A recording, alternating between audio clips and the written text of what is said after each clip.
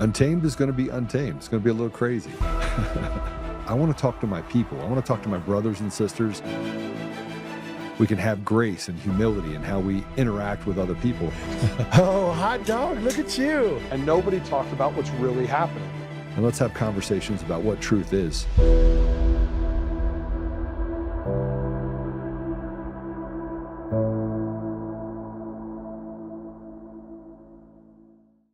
Hey, I'm sorry I'm late.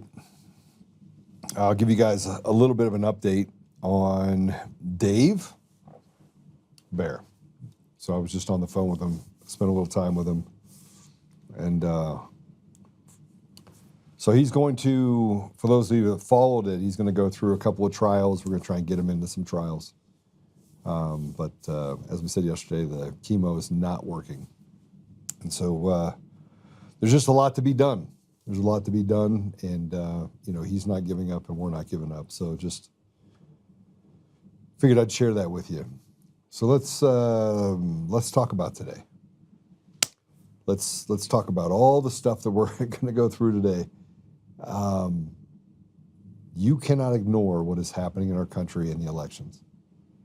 The New Jersey election, there's over 3 million votes, 1.7 million in the governor's race in New Jersey.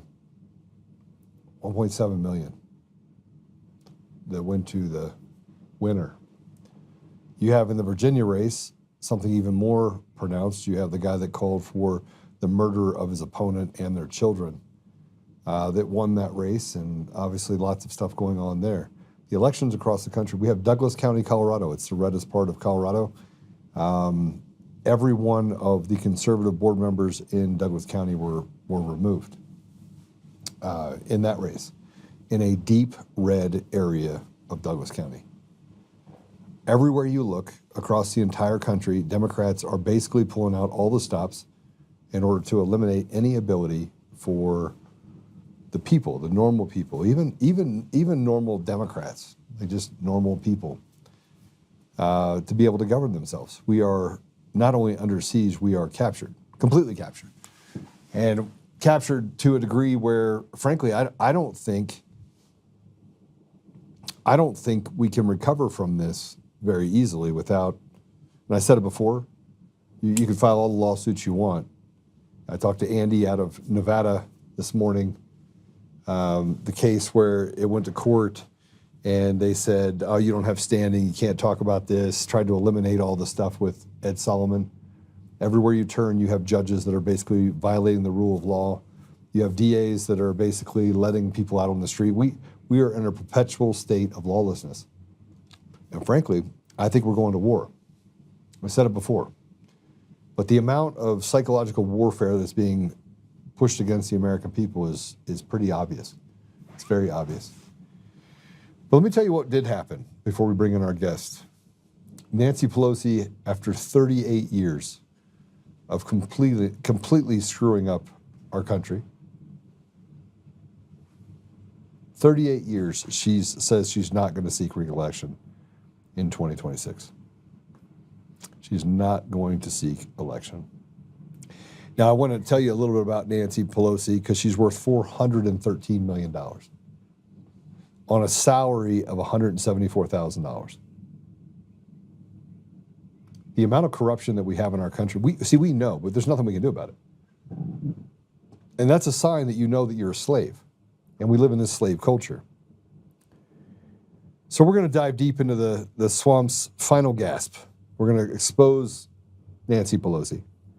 And we're going to hear what President Trump had to say about it.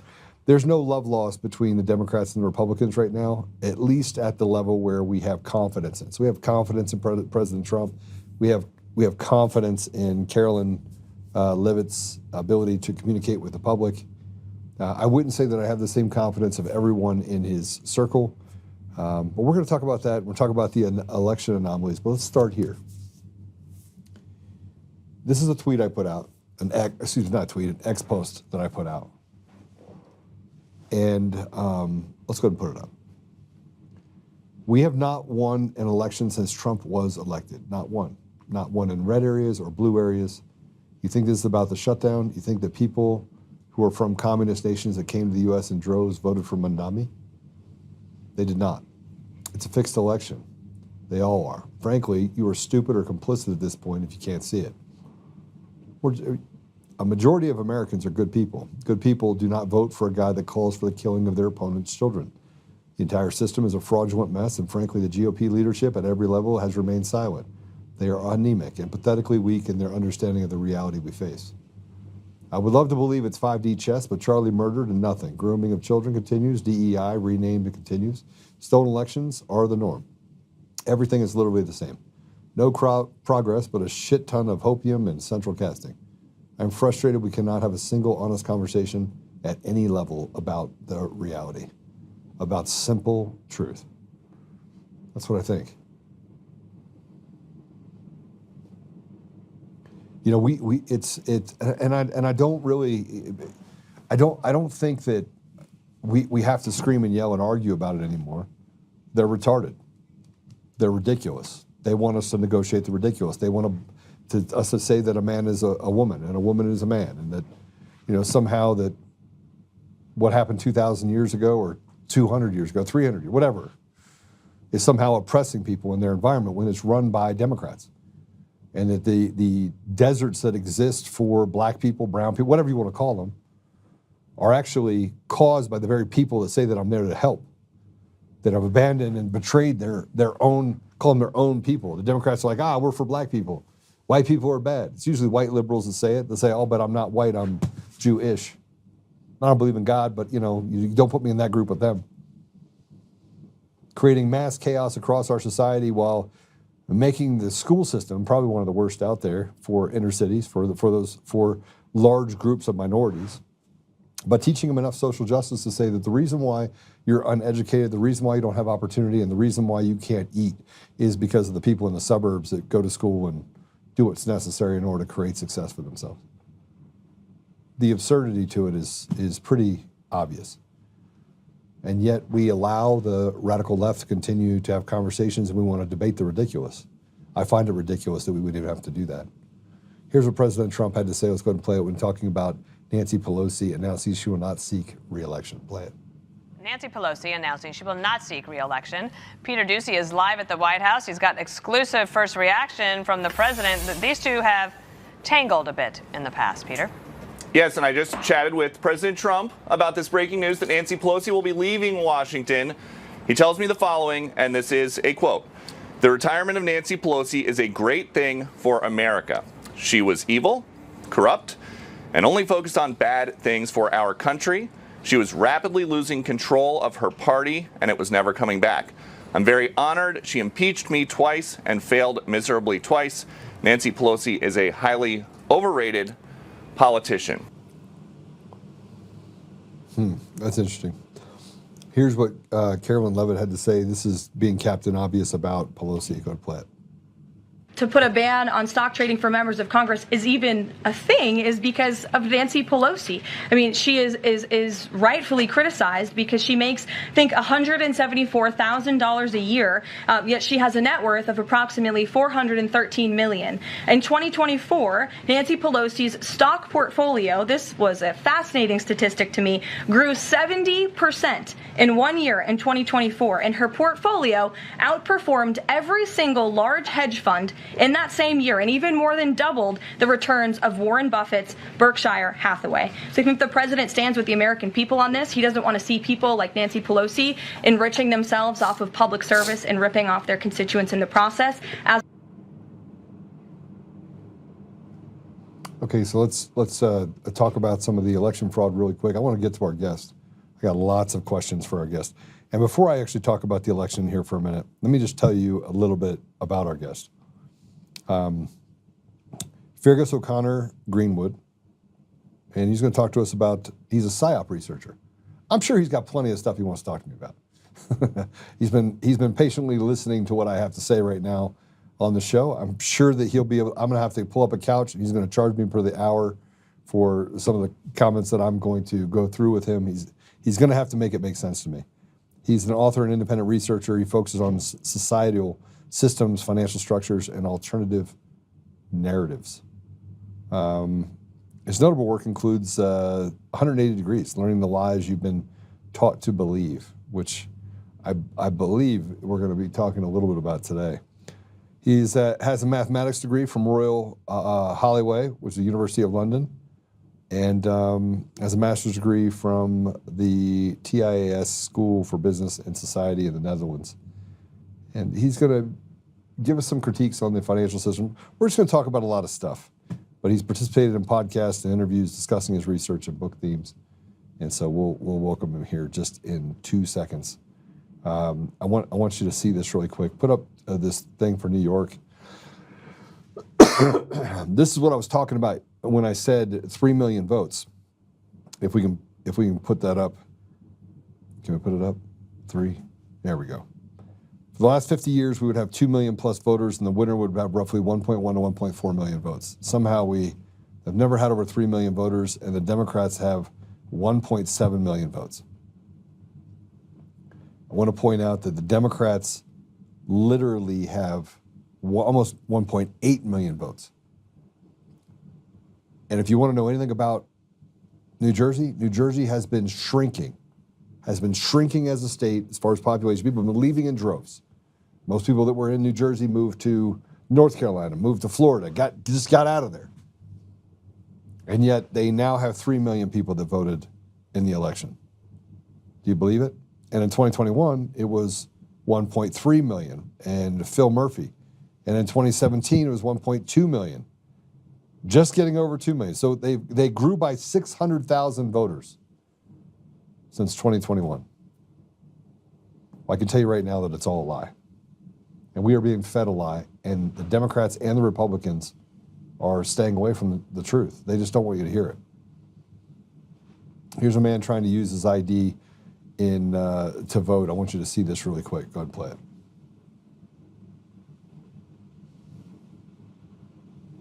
Because it's saying no. So you don't want my ID? How do you know it's me then? We can look it up by manual. I could just give you a fake name. We can give you up by manual. Signature, we check signatures. Yeah, we're not, So if you don't check- not supposed to give you ID. But Unless if you don't check ask. ID, how are you going to know this is our signature? Manual entry. No We worries. have the signature on file. Yeah. Oh, Show interesting. him when he signs. When he What do you signs, say? show him. First 3 letters of your last name? You got it, right? First 3 letters of your last name? Yeah. I gave you my ID. Why don't I you know, use but the first 3 letters of your last name, sir. it? Shit, you guys making this difficult. We're not making it UDD. difficult at all. Is he giving you his ID to look at? Yeah, I gave it to him. so Okay, you can give it use to him. So you Give can it. use We're not supposed to ask We're not for supposed it. But I'm giving it to I you know. so that it's easy You're for you absolutely to... right. You're absolutely Because right. I could be somebody who's just pretending to be somebody. You're absolutely right. I don't think you We're want me not to pretend. supposed to ask. It We're doesn't not supposed matter. to ask for identification. How do you know it's the right person? We have a signature on file. I get it, but if I'm giving you my ID, it's so that you can verify for sure it's me. I found him by his date of birth. Who? Oh, you found him? Yeah, by his date of birth. That was on that table. I'm here now with this gentleman. Start over. Go to manual entry. Put in his birthday. That's how I Thank found you. him. Okay. Put in his date of birth.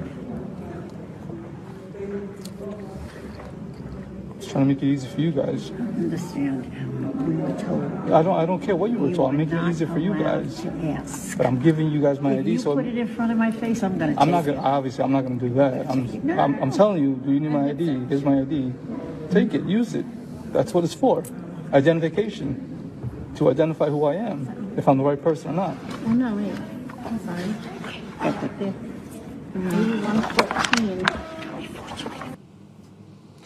It's the only country in the world that does not require you to have an ID.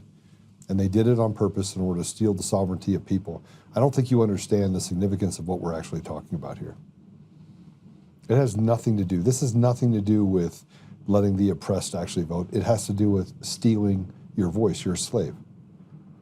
With that said, I don't want to waste any more time. I want to bring our guest in. Feargus is joining us now. Did I say that right? Welcome to the show. Thanks very much for having me on. So you got to hear a little bit of what's happening in the United States. Are you here? Are you stateside or are you in Europe? No, I'm in the UK. Okay, I'm sorry. I feel sorry for you because you had it before we had it. We've got it pretty much as hard as you've got it, yeah. But I mean, if just picking up on the point you made there, Joe, with the election fraud. I mean, this is nothing new in the States, right? I mean, I put in my book the case from Eugene Curtis in 2004, where he was in front of the House Judiciary Committee, and the judge was asking him about possible elections. Yeah. And he said, yeah, well, there's definitely fraud. And the judge said, well, how do you know? He said, because I was asked to write a software program, which was 5149 in any situation. I think that was for Congressman Tom Feeney at the time. And the judge was sort of bereft and said, what, you mean it could change any result? He said, yeah, for sure. So the election fraud's been around for a long time. I think what's new in the States is you never used to have voter fraud. And obviously that came in massively in the 2020 election. And as you've seen from the video there, yeah, there's a reason they don't want to see the ID, because then they can't get all the fraud through. But it's a newer thing, is the voter fraud rather than the election fraud. But ever since the Dominion machines have been out, and I think you've discussed this on other podcasts, the whole system's been rigged. But it's not just Dominion. It's ES&S, Smartmatic. They're all connected. They're all connective tissue that date all the way back to Smartmatic handing off and buying Sequoia voting systems, which was in 17 states and the District of Columbia. And you accurately talked about in 2004 that Clinton Curtis he testified to this.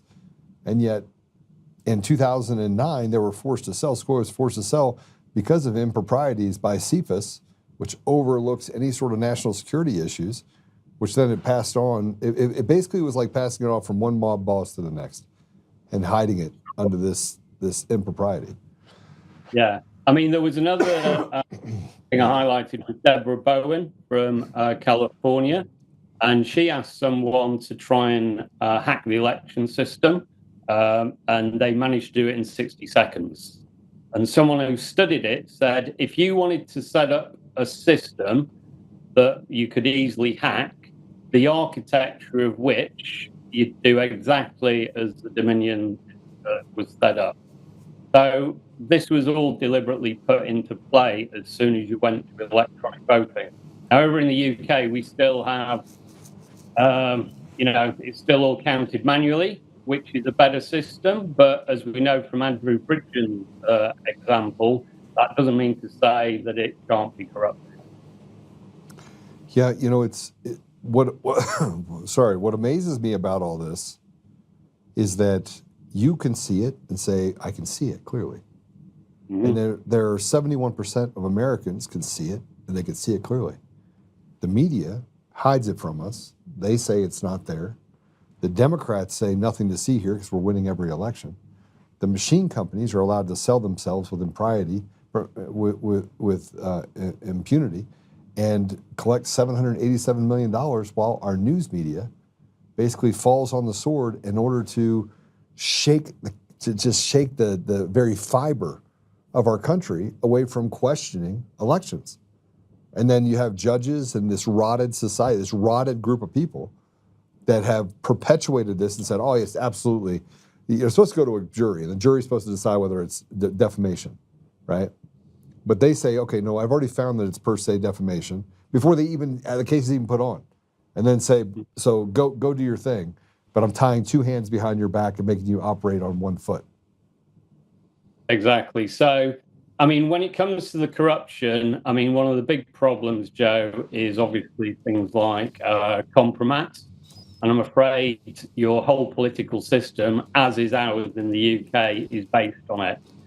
So you've had, obviously, the never-ending saga with Epstein and what's going on there.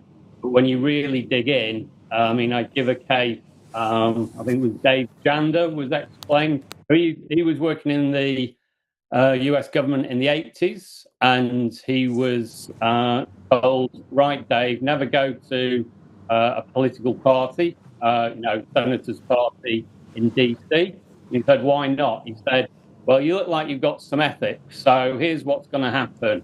You'll go to the party, there'll be a football game on, there'll be some kids there. Someone will slip something in your drink, and you wake up a few hours later with a Polaroid with a naked child on you. And at that point, they've got you. And there was a New York detective called James Jimmy Boots Rothstein who dug into all this in the 60s, 70s. So it's been going on for a very long time. And the estimate is that 99% of Congress is gone.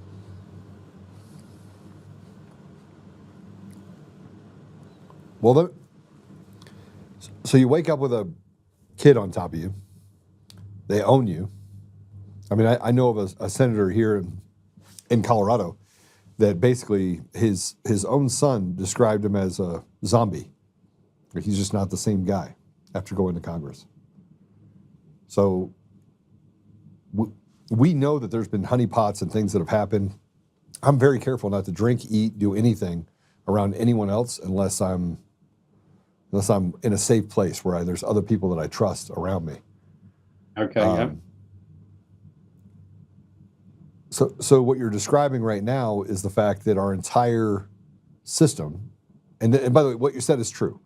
Like I've gone out in Washington, D.C. specifically. I've gone out in other circles where even when I was in California, and I was meeting with, activists, actors, and they said, by the way, don't eat or drink anything. Right, yeah. Good advice, I'd say, but mad that it's got to that stage, right? Well, the fact is that they're running an op on you, which means that you become an interested party to their circle. Yeah. So how do we reconcile that with what we're seeing right now? If you and I know this, and we know that other people know this isn't off Netflix. This is not off of, some sort of, docudrama that they actually created. This is real life. Oh, for sure. I mean, I'm writing a new book at the moment. It's called Spiritual War. And within that, in chapter 5, we've got a darker chapter. I touch on it also in chapter 9 of the 180 degrees. But I'm talking to MK Ultra survivor, FRA. Her father was in the intelligence services. He abused her from the age of 2 and then ran her out as a honeypot operation on senior policemen.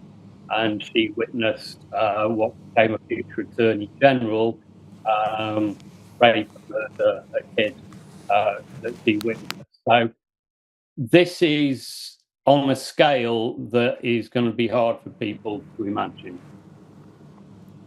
And yet they can imagine, and yet no one is held accountable and no one is arrested. Correct. So how it works is anyone at a low level, so street level, can be arrested. But anyone in the high echelons generally gets away with it. So again, James Rothstein said he actually subpoenaed Tippy Richardson, who was, I think, head of the CIA or one of the divisions of the CIA at the time, on child trafficking. And he said, well, good luck with that because nothing's going to happen because it's a case of national security. And that's exactly what came along and nothing happened. So, I mean, you talked the other day also on your monologue about retarded is the new smart, right? Yeah. So what you're dealing with is inversion. So, and because one of the reasons for that is you're dealing with a bunch of Satanists. So the death cult uses inversion a lot. And I was interested in your comments because we've got things like blame the victim, which is an inversion, and of course promoting stupidity over competence, right, which is your point. But there's some deeper issues within that, and that is, I think, part of that aim is to antagonize people, get people angry and emotional. I think it also aims as a distraction, while they implement all the control grid and other stuff that's coming in with digital IDs. And actually, you might be interested because this is something, a quote I picked up from someone writing about communist societies, and they talked about it in terms of humiliation rituals as well. Can I give you the quote? Yes. So this is from Anthony Daniels. He's also writes under the name Theodore Dalrymple, who was a psychiatrist and critic. He said, "In my study of communist societies, I came to the conclusion that the purpose of communist propaganda was not to persuade or convince, not to inform, but to humiliate. And therefore, the less it corresponded to reality, better. When people are forced to remain silent when they're being told the most obvious lies, or even worse, when they're forced to repeat the lies themselves, they lose once and for all their sense of probity. To assent to obvious lies is some small way to become evil oneself. One standing to resist anything is thus eroded and even destroyed. A society of emasculated liars is easy to control." They know they're lying. And we know they're That lying. They know that we know that they're lying, but they keep doing it anyway. So the point on the humiliation point is that, it can actually be an end goal in itself. So that reminded me of what you were talking about with, retarded is the new smart. Actually, the tactic is so simple. You just invert everything, right? Good is bad, up is down. But sometimes it can be hard to recognize in practice. But I think you've probably heard of Hanlon's razor, haven't you? Which is never attribute to malice that which is adequately explained by stupidity. Well, I have a sharper blade you can play with. Never attribute to incompetence that which is better explained by psychopathy. It's true.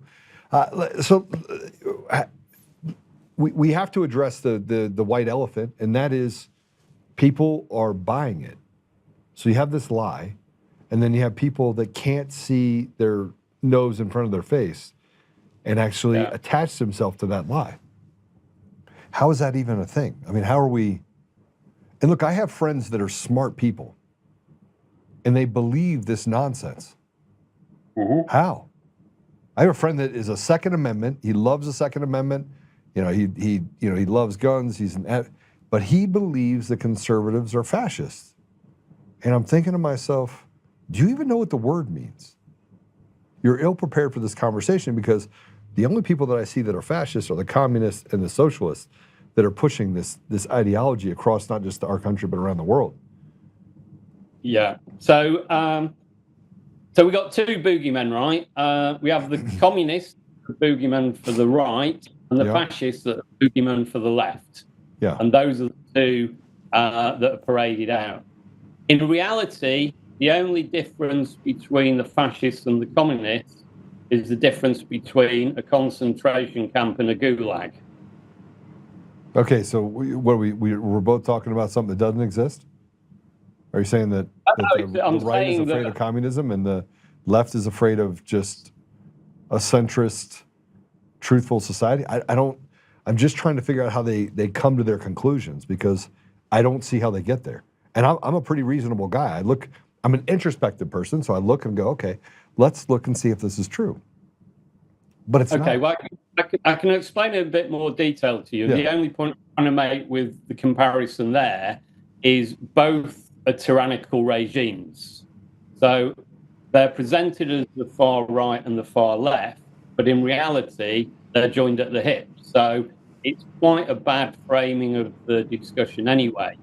However, to answer your question, there was an interview of Yuri Bezmenov, who was a KGB defector, by G. Edward Griffin in 1984. And he said the following. He said, "A person who is demoralized is unable to assess true information. The facts tell him nothing." Okay? The facts tell him nothing. Even if I shower him with information, with authentic proof, with documents, with pictures, even if I take him by force to the Soviet Union and show him a concentration camp, he will refuse to believe it. Obviously, that was in 1984 when the Soviet Union was still in existence. So there is a percentage of the population, I'm not sure how much it is, I'm guessing between 5 and 20%, who may be unreachable.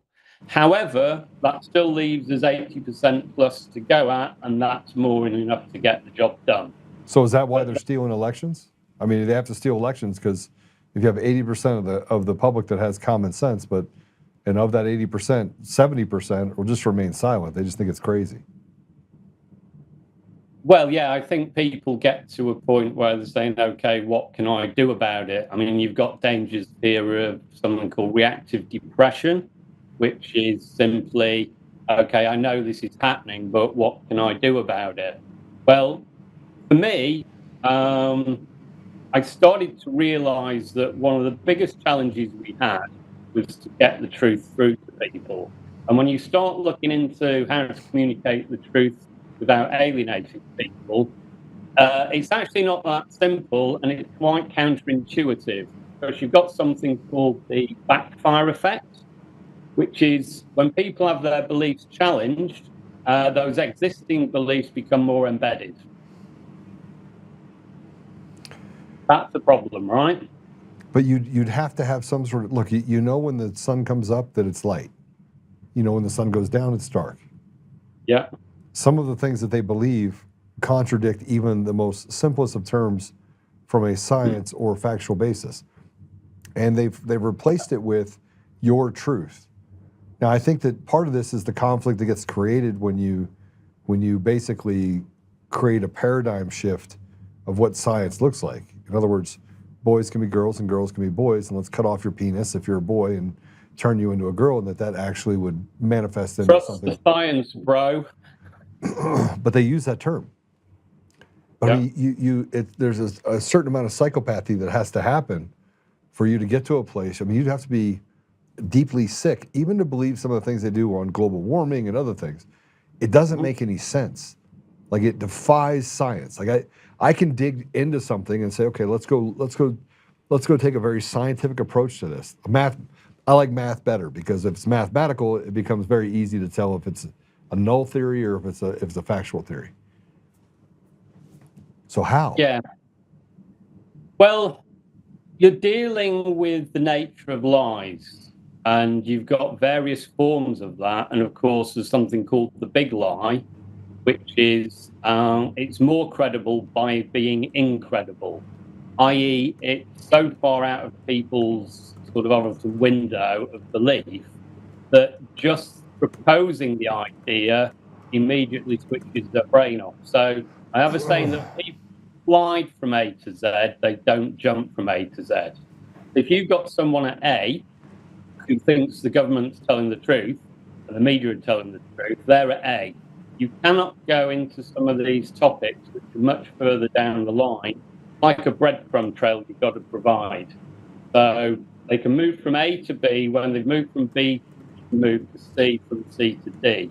If you present X to them when they're at B, then they just don't see it. All right. And that's quite frustrating. Yeah, and look, the fascinating part about this, I'm actually fascinated by people's retardation. I'm fascinated by it because they stand on the street corner and they hold a sign that says trans rights are human rights. And I'm thinking to myself, I don't even know what you're talking about. Like, it doesn't manifest into something that I can be like, okay, let me see what that means. Like, what do you not have that we have? Well, you don't want to accept that a trans man. I'm using that as an example, by the way. We can use anything: abortion rights, killing the baby out of the womb. We can use this perversion of not allowing people to worship and to proselytize out there about Christianity, but they can Islam. I mean, I could write a book on what you. I mean, you could write a book on it, on what you can't do in the UK. Like, if you tell someone I can't hear you, you're gay. They could throw you in jail for 2 years just for being funny. And they're like, oh, that wasn't funny, that was offensive. You're going to jail. Yeah. And I mean, this has happened in my lifetime, right? I mean, this wasn't even on the radar in the 70s and 80s. But it's all part of more divide and conquer, isn't it? But I do think we've got, it does help if you understand some of the difference between the nature of lies and truth. So, for example, lies are quick, the truth is slow. So truth is a marathon, not a sprint, right? So what you're doing, Joe, with your podcast and so many others is, over time, truth is a one-way valve. So everyone who wakes up isn't going back. But we get frustrated because, truth's also an exponential function. So it does nothing for a very long time and then everything all at once. Whereas the saying that, a lie's halfway around the world before truth got its pants on. And you can recognize it, but you're looking in the mirror, you look at the people around you and they look dumbfounded. In business, I've found that I've had this ability where I can see five steps ahead of it, or I can say, if we do this is what the outcome is. I close my eyes and I can literally see numbers. And then when I open my eyes, I know the answer, right? And so there's a certain amount of intelligence, I think, that you have to have in order to have that skill. On the other side, though, I look at other people and I was like, how do you not have that? Like, how are you retarded? And I want to walk up and talk to them, but as I talk to them, they feed me a bunch of nonsense. It literally is as if I'm talking to a zombie. It's not normal. It's not a normal conversation you're having. And I know in the UK, you guys have lots of people like that. Most of them become police officers and parliamentarians. But because you have some of the most retarded police officers I've ever seen. Oh, you said something bad about him. You get over here. I'm going to put you under arrest. Sure, but this is coming top down, right, Joe? This isn't the street level police doing it because they woke up and fell out the wrong side of the bed. It's because they're instructed to do it. I think what's going on is back to your point on the stupid again. I think it's there to deliberately antagonize people because it's clear in the UK they want to try and start a civil war now. And you can't have a civil war if you don't have two sides that don't hate each other, right? So how do you get one side hating the other? You start treating people unfairly, and that unfairness alone is one of the ways to antagonize. Talking about such ridiculous things of, I'm offended, well, like you say, so what? But that in itself is an antagonism and gets people frustrated. And if you can, put enough pressure on people from every angle, from finance to politics to, a culture war, then you're likely to have an eruption. And I'm sure that's what they're trying to do because we've got a guy called David Betts trying to predict it at the moment, but I would suggest that isn't necessarily a prediction. It's trying to nudge it in that direction because when they have chaos, they can move you more easily, right? Yeah, absolutely. It's like if I came along to your house, don't worry, Joe, I'm not going to do this, but if I want to buy your house and it's not for sale, what if I come along with a Molotov cocktail and throw it through the window and your house burns down? You don't know that I've done it. Suddenly, you might be more open to going, I don't want to live in the place anymore. I'll just move on. So creating chaos is a way of shifting the population. And I think that's part of the reason it's going on. You talk about civil war that they want in the UK. We obviously can see this social contagion is not just in the United States. It's not just in the UK. It has infected probably 85% of the countries out there. And where it didn't, dating back to 2020, they just walked in and killed world leaders. They did it in Haiti. They did it over in Africa. They basically sent in kill squads to knock off anyone that did not play ball with the COVID scam, right? Yeah. Scamdemic. And I'm telling you, they killed those people. They literally just walked in and killed them. And then the world basically... Sorry. Do you know what the stats are from last year, from 2024, that Ed Dowd came out with in America for the deaths from the mRNA jab? No. He had 1.1 million Americans dead, 4 million disabled, and 28 million maimed or injured.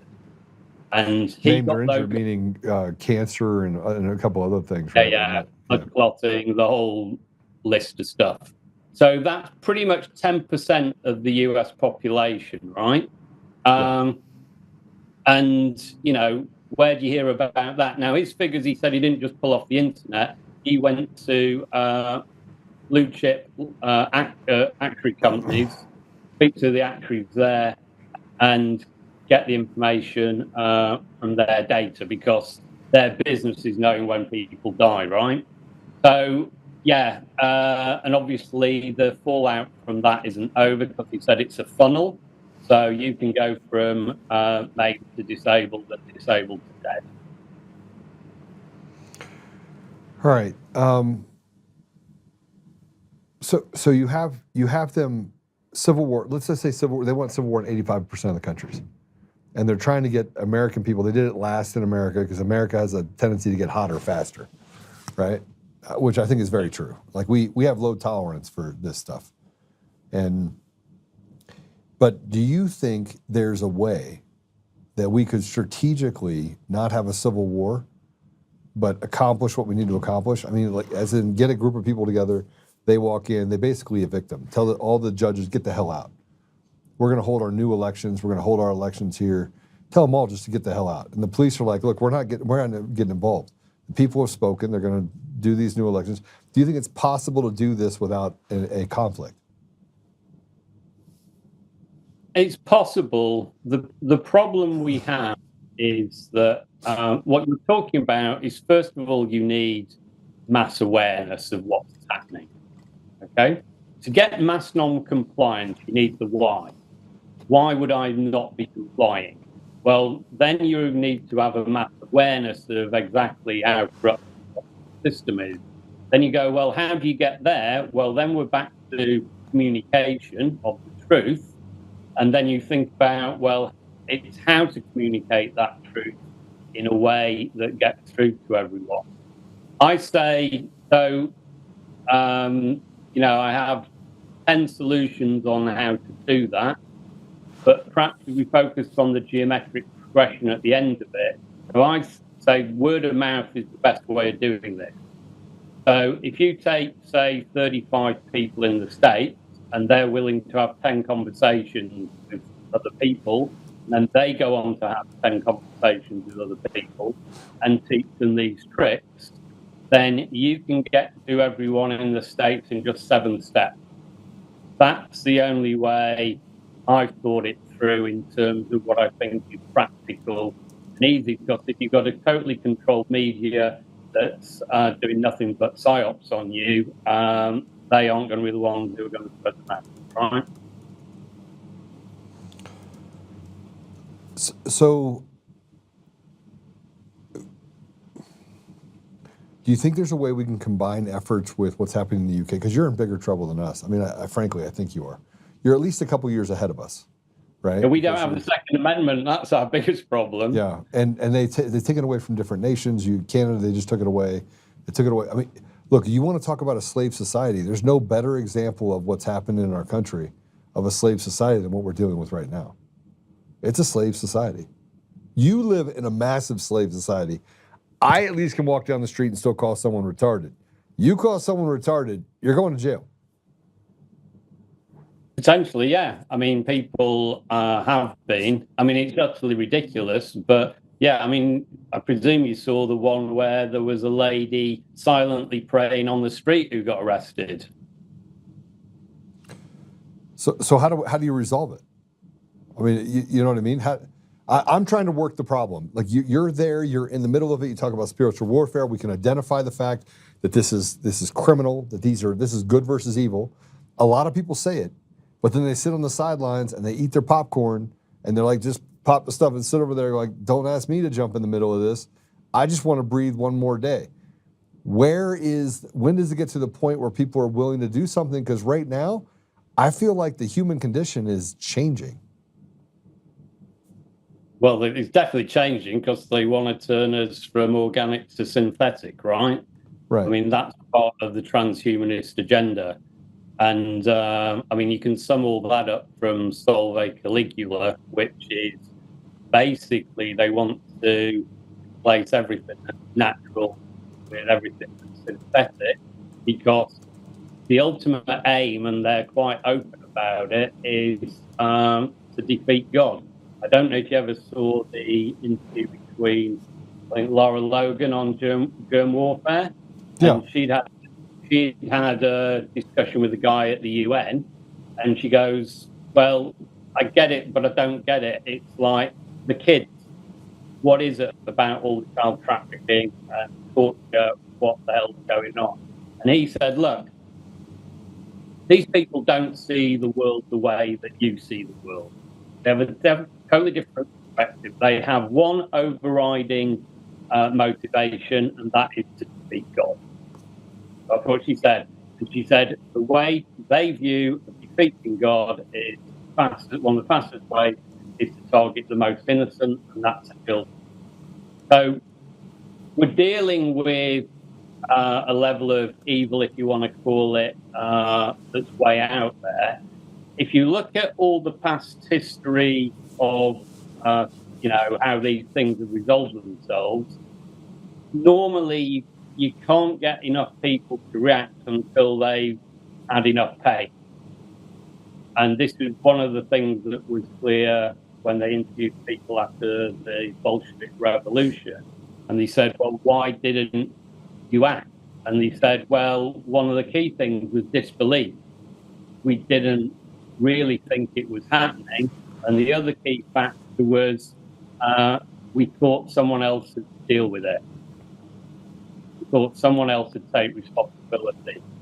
So, look, take COVID and everyone getting jabbed. If everyone had known in advance what was coming down the pike, it would have easily been dealt with by everyone just saying no. It's how you get to enough people to say no. And to do that, I believe it's down to understanding what's being done. And that means explaining it to them.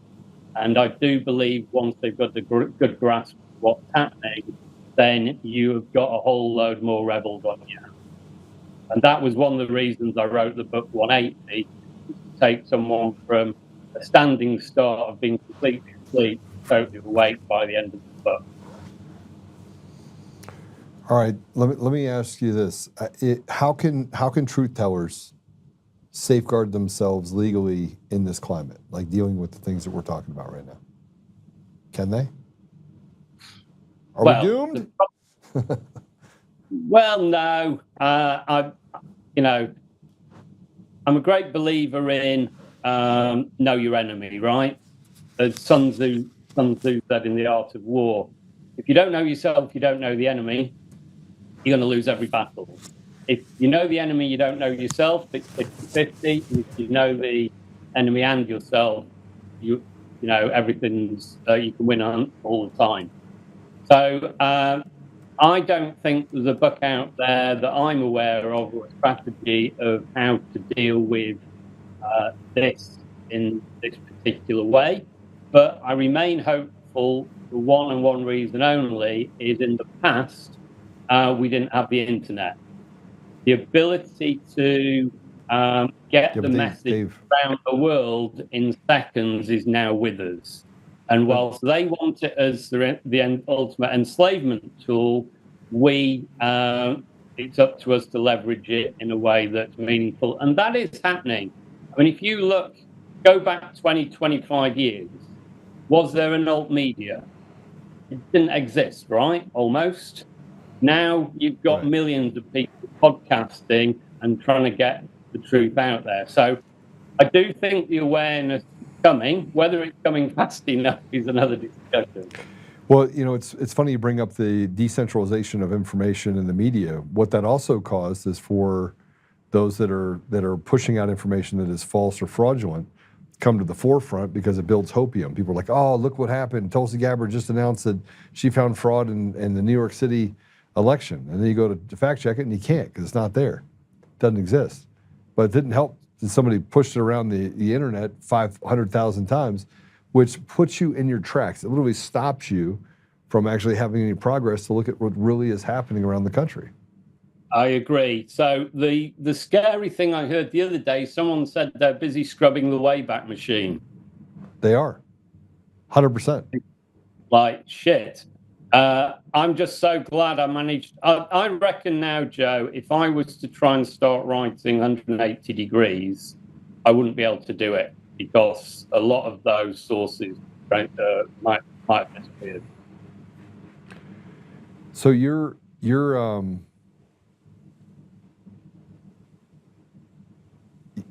put a book out 180 degrees, right? Tell everyone what that book is about. Start there. And guys, can you put it up? Got a copy here if they haven't got one. There you go. Cool. So yeah, I mean the reason I wrote it to begin with was very much I could see we've been lied to, not just about the small things but big things, and not just about some things but everything. As I say, it's you can describe it as a good page turner and a brain rewirer. So it's covering everything from the banking system, false flags that we break down from 9/11 onwards. Well, actually before that, because you've got things like Pearl Harbor. It then goes, the one you've referenced with this podcast, chapter 7 is called American Gulag. That takes the, starting with the empire collapse cycle, through the Bolshevik Revolution, through cultural Marxism to all the wokeism, and then ends up with Gregory Stanton's 10 points to genocide.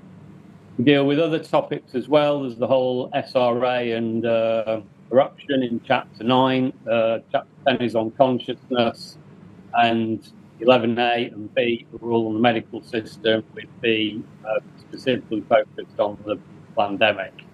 And I'm really happy to say the book was originally published in end of 2020, so pretty much just, so everything I wrote in there was before the vaccines were rolled out, and I called them out as the Trojan horse back then, and that's exactly what the group will be going forward. So it covers a whole wide gamut of topics, and what I try and do is show the reader, not tell them what to think, so they can see it for themselves. So you want them to think for themselves, but if they're already tied into the lies that they believe, they're not. That's the reason why you don't have 5 stars. People read it or bought it to just give you a stud thing. No, I don't believe the lies. You're a fascist. But this is the great thing, Joe. That isn't the reaction I've had. Someone, I'll give you an example. So there's a guy in Scotland said to me, he said, my sister was the most asleep person you can imagine, right?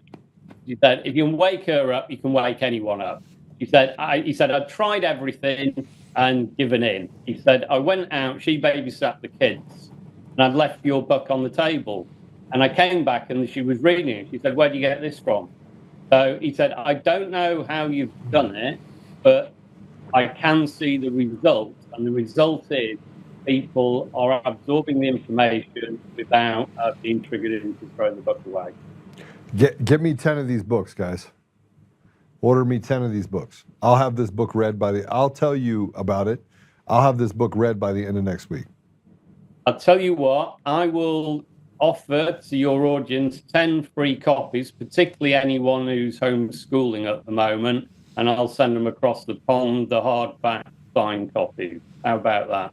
I love that, but I'm still going to buy 10. Okay, great. Feel free. I'm going to buy 10 because I have 10 people that I want to read it, and one that is radically left. I want him to read it.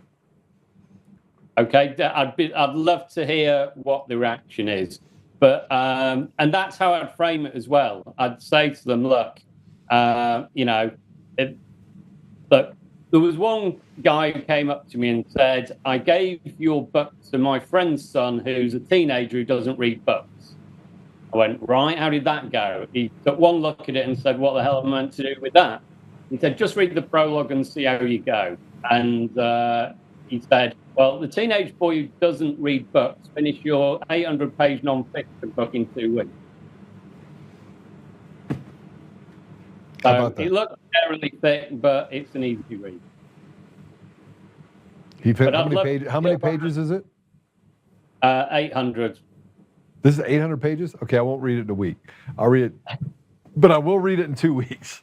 The record, I think, is 2 to 3 days. That was by Tim Price, who interviewed me on State of the Markets. But no, I'm really interested. Your super leftist friend. Let's see if what the reaction is. Yeah, I mean, this would be a great experiment. And look, I've had people read a lot of books that E.M. Burlingham, he's on here all the time. He writes, and I have my friend who's radically left read his stuff, and he goes, well, he's just a doomer. And I'm like, no, he's not. He's preparing. He's preparing for what's going to come next because we know it's coming. Like we know, look, it's inevitable. One of the things, either the population capitulates to the lie, of which you face almost certain destruction, or the population fights against the lie, and then some are going to die in order to basically reset the realities that have to exist in a normalized society. I'd agree with that, yeah.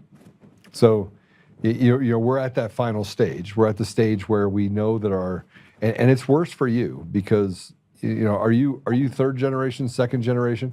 I feel bad for you because, I love London. I love coming out there and watching a nice football match, right? Real football, soccer, right? I love going out there and watching Man U and my wife and I would go out there and we'd go to the stadium and it's invigorating. Like I just love it. It's amazing because the people are amazing. And probably more amazing at the match. You see a bunch of fights, people get a little punch drunk, but it's the culture of it's amazing, right? And yet, every time I get into one of your taxis and I ask them about things, they're like, yeah, we had a fourth generation flat in London. Now you can't drive in London, and all of our flats have been given away to immigrants. And we've had to move outside the city. Yeah, well, all I would say is the media make it look worse than it is, right? Is it actually okay? I mean, it's okay for me when I'm there. I love it. I'd live there. Huh? I mean, for walking around and everything like that in London, in most of these centres. But, of course, you're going to get incidents, and we've just had one recently. I don't know if you saw all the mass stabbings on the train. Some guy got on there with a knife and, 10 people were stabbed. So, I mean, it's not a great look, and there are dangers. But I do believe also that it's so overblown in terms of if all you ever watch is the news, right? It's just one big bun fight after the next. Brother, you have 25,000 rapes a year. It's pretty big. We've got mass grooming gangs that have been allowed to go on for 20 years, and that's a top-down thing. But again, look, what we're dealing with here is they want to destroy the nation state, both in the US and here, right? So I've said one of the fastest ways to destroy the nation state is to go after its culture. One of the fastest ways to go after its culture is to import someone else. So, none of this is happening by chance. And particularly, we had a big scandal with all the grooming gangs that was going on, mainly from Asian Pakistani side. In fact, I had a great chat with Doc Malik, who's the guy who stood up during the COVID and called out all the bullshit. He's from, Pakistani origins, and he was amazed at some of the stats behind this. But as well as targeting the gangs, you've got to look at the people who've allowed this to happen, and that's people high up in the police and judiciary, none of which are probably Pakistani. And, and even people like detectives in Manchester Police Force who were calling it out said no one would do anything about it. So it was allowed for multiple reasons. One of those reasons is, yes, antagonise the population. Another reason is, we'll eventually pick them up. But again, it's a street level problem. All the human compromise operations of high-level judiciary, policemen, politicians, etc., allowed to carry on, and that's like the sacrificial lamb that gets thrown to the people, right? Thinking that something's been done about you said before that the police are told to do something. I want to come back to this. My brain just did that thing where it just went back to something you said, and that it's a top-down problem. They're being told that they have to basically enforce these laws that aren't really laws. They're nonsensical. Yeah. Okay. Yeah. Why not have mass? No, just basically stand up and say no. We're not doing it. Why not? Why not get to the place where everyone gets together? I mean, they have unions here. They have unions in the UK. Why not just all get together and say, we're not doing that? You guys have lost your mind. That is absolutely 100% fundamentally unethical, and we shouldn't do it. Well, we've got a huge problem in the UK because so many policemen are Freemasons. Whoa. Okay, that's a big. What you just said is kind of you just dropped like a laser bomb in the middle of this deal. You said that the police are Freemasons. How does that influence their ability to do right or do wrong? Are you saying that they're satanic, or are you saying that they're... Okay, so I cover this quite a bit. So first of all, let's be clear. There's the dark side and the light side within Freemasonry. There's a whole load of people within that who don't know anything about the dark side or anything that's going on. And they're running cover really for the ones that are doing the other stuff. So, yeah, there's a problem within that. It's been well documented. I mean, you can start, for example, with The Master's Carpet, which was written by Edmund Renane in, I think, 1887, where he details a whole lot of this stuff and the problems with it. So this isn't a new issue, right? But it is one of these organizations that runs a double doctrine. But one of the things within Freemasonry is you have to swear an oath above all other oaths. Well, as a policeman, you have to swear an oath, to the law and to serve the public. And the problem is that how do you resolve those two? Because one's going to usurp the other, and normally it's the Freemasonic oath that usurps the police oath. Okay, so that makes sense, but I mean, the public, like I have friends in the UK that are meeting in the back of pubs, that are meeting in the back of churches, that are planning this, what they say is an inevitable fight for basic humanity in the UK. That's happening, and I think it's well documented all over the UK that people are leaving their phones downstairs and going up and doing stuff, leaving them at home, getting together with people. I mean, there is a groundswelling happening that's recognizing the mass rapes and the grooming gangs and some of the other things that you're dealing with there. And look, we face the same thing in the United States. But is there something that, as you see, obviously the media makes it look worse, but it's pretty bad when 25,000 people are getting raped every year. And by the way, if you go after your accuser, you can go to jail before they do, right?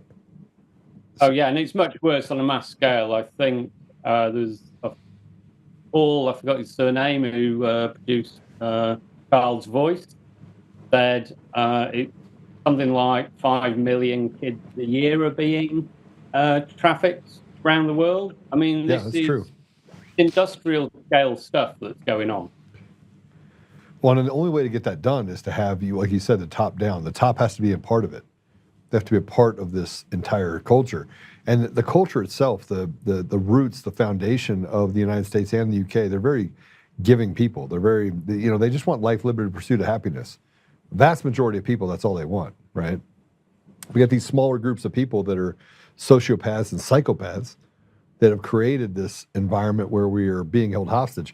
And I don't even know if you know about this, but for every 3 people that you'll see on the internet, 2 are bots.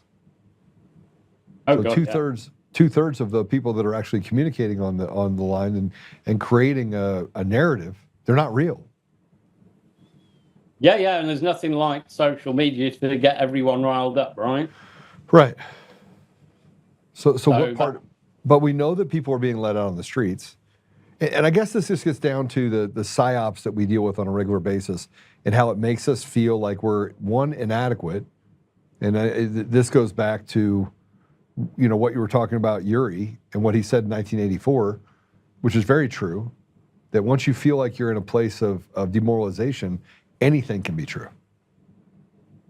Yeah, correct. I mean, it is the battle, I think, as you framed it there, Joe, which is, can we, despite all, having full spectrum dominance, psyops and everything else thrown at us, hold our centre? And, one of the hardest things is to witness all the cruelty and everything that's going on, but not let it consume your life. And I think that's one of the big challenges for us, is to go, okay, I'm going to detach myself to a certain degree so that emotionally I'm not going to react, but turn that, let's say, can be angry but don't act angry, is turn it into determination, a will of steel, and the preparedness to take the relevant action. And a lot of the case, it's actually quite simple. It's mass non-compliance. If everyone just stopped doing what the government told them, there'd be an immediate turnaround. But the challenge with all these things is they're easy. They're simple, the solutions, but they're not easy. And how do you get everyone to act in unison, or a big enough unison? And I think that comes down to what we talked about before, about mass awareness, that they know what's going on and deciding they've had enough. Well, I tell you what, I'm going to have you back on after we go through some of this stuff. I know there's a ton more I can talk to you about, but frankly, everyone's mind is blown in the comments. Anybody have any questions they want to ask? Here's some of it. I think a vast majority of Masons basically joined a fraternity and didn't make the blood oaths to Satan. That's who is Chris? Maybe. I think that's basically what he's saying right now. Definitely a Luciferian element within there, though. But it's wheels within wheels. I mean, people like Fritz Springmeier have done a really good analysis on this. Say my friend Rachel Bourne, who's an SRA victim, both her father and grandfather were Freemasons. I mean, the stuff's sort of mind-blowing, really. She was actually put into satanic ritual from the age of 3 in order, wait for this, Joe, in order to translate what the demon was saying when it was conjured up. Man, it just never ends. Never ends. The book he did mention about Freemason wrote in late 1800s. Yeah, both my grandfather and my dad were Masons, so I was raised by Satan worshipers. No, my dad was a faithful Christian, as was Chris. Yeah, I think that my wife's family came from a Freemason background, and so I think that there is a vast majority. There is a light and darkness to the Freemason environment. Yeah, for sure. Absolutely. Loads of people totally unaware of any of the dark side that's going on there. So, one of the problems we have as humans, Joe, is this tendency to go into binary thinking, right? Everything's either all good or all bad, whereas in reality, it's normally A and B rather than A. Yeah. This is the part that I have. And by the way, I think this is a human condition problem. This is an issue that a lot of people face, is that there is a dark side of Christianity. There's a dark side to the Mormon religion. There's a dark side to the Catholic religion. There's certainly a dark side to the Jewish religion or cult-ish part, right? So you have Jews and Jewish, Satan worshipers, synagogue of Satan. It's a real thing, right? Sorry, it is. Yeah. And we've got to learn to differentiate between people that use cover and the Freemason. The reason why it's so popular and used by people that worship Satan is because they it's non-denominational typically. In other words, they say that they believe in a God. I do believe what you just said is true. They believe in a God. But you can find people from every faith inside of Freemasons. And it is a good cover. It's a good place for people that worship the devil or do evil deeds to hide. Absolutely. Yeah. I mean, the problem is that they're talking out both sides of the mouth, right? So on one hand, they're saying, well, we welcome Hindus, we welcome Christians, blah, blah, blah. Yeah. But guy called Joshua Abraham, who's the son of Larry Abraham, who was the co-author of Non Dare Call It Conspiracy. And he actually infiltrated Masonry, took all the book courses, and he said, yeah, they've got 4 holy books. You know, you've got the Quran, you've got Bhagavad Gita, you've got King James Bible, and the 4th one was the Book of the Law by Aleister Crowley. And he was like, what the hell's that doing there? And he said, well, it used to be the Egyptian Book of the Dead, but after he made contact with the demon in Cairo, we thought it was worthy enough to include. So right there is part of the problem, right? And as Fritz Springmeier says, yeah, there's multiple doctrines within it, but there's one underlying one on the dark side, and that's Luciferianism. Yeah, it's it's the perversion. Again, we just have to talk about the perversion that we're dealing with in all walks of life. And I have friends that are Freemasons, right? I have friends that are Freemasons, and Danster had something. Lucifer is a god, so indeed God works in Masons. God, lowercase g. He's a fallen angel, so it's if anyone has ever dealt with darkness, ever seen darkness, I've seen darkness. Have you seen darkness? Have you truly seen a darkness where you're like, whoa? I haven't seen it, but I have a friend, Abner, who's 81, who's been working with spirits since 5, and trust me, his stories are mind-blowing. So I'm very aware of the possibility. Yeah. Well, I tell you what, Feargus, thank you for coming on. Thank you.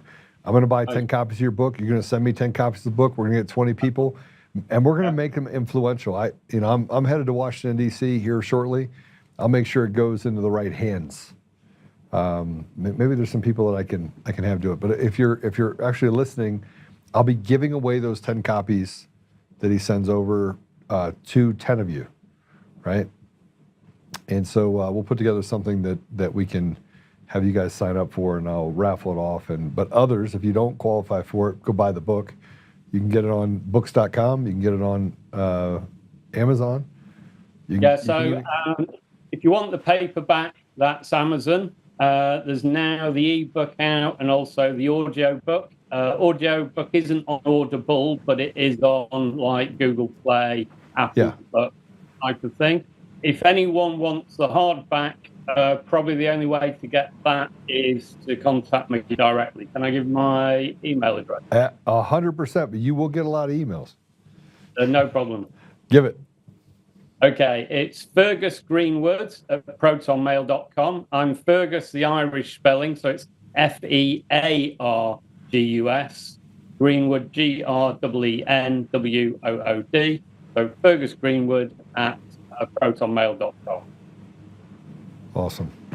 Feargus, thank you for coming out. Thank you. We put it in the comments too, so you can grab it.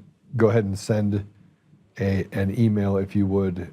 Be respectful of the fact that a lot of people are going to be sending that email, so please don't try to take up all his time, although I'm sure he'll engage with you. So, Feargus, thanks for joining us. I appreciate you. God bless you. Thanks for the invite. Nice chatting with you, Joe. All right.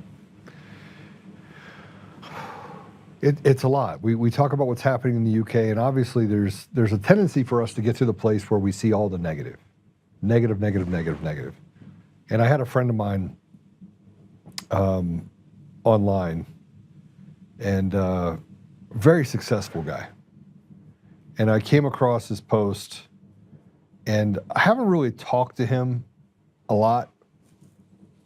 I don't spend a lot of time talking to him. It was, he's a fund manager. And he said that to those that are alarmed and exceedingly pessimistic about Mamdani's convincing victory, I have good news. I woke up today and the sun rose. I swept the street outside my building, went to a local restaurant with a friend, and everyone I know indicated that the city feels more or less like it did yesterday. You want to put that up? You want to talk about that? The collapse? Or you say you're just showing it to me? Okay. You're just showing me what you're putting up on behind me? The collapse in the White House? Okay. I just didn't know if you wanted me to address it. To those who have euphoric and exceedingly optimistic about Mandami's convicting victory, I have tempering news for you. I woke up today, the sun rose, swept the street outside my building, went to a local restaurant with a friend, and everyone I know indicated the city feels more or less like it did yesterday. And he says some things that I think have given me a little bit of hope. And that is, no matter what we say, and I tried to ask the question for Feargus. I wanted to ask him the question specific to, can we get through this without a conflict? No, I don't believe we can. Mathematically speaking, we're in the 90th percentile because we can actually see all the things that they're doing. We can see all of it. It's very easy to see.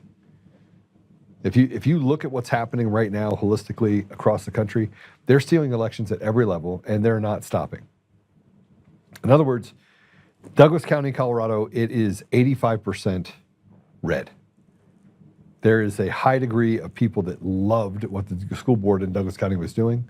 It was the child first type mentality. In order to usher in what they needed to do on the school board, they had to get rid of them, and it was a clean sweep. The radicals won in Douglas County, Colorado.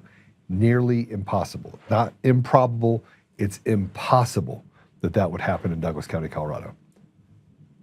And yet it happened because they steal every election at every level.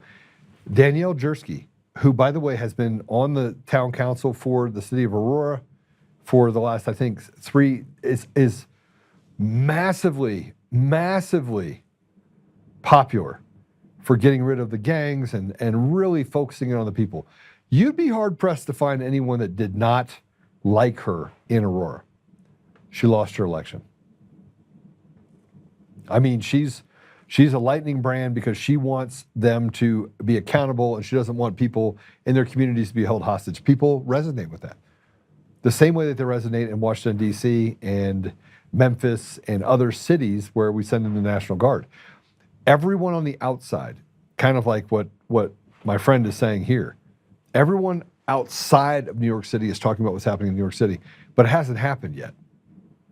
Now, his speech was terrifying because, frankly, it shows that the guy is completely unhinged and he was faking it until he made it. Now he made it, now he can terrorize with impunity everyone in New York City.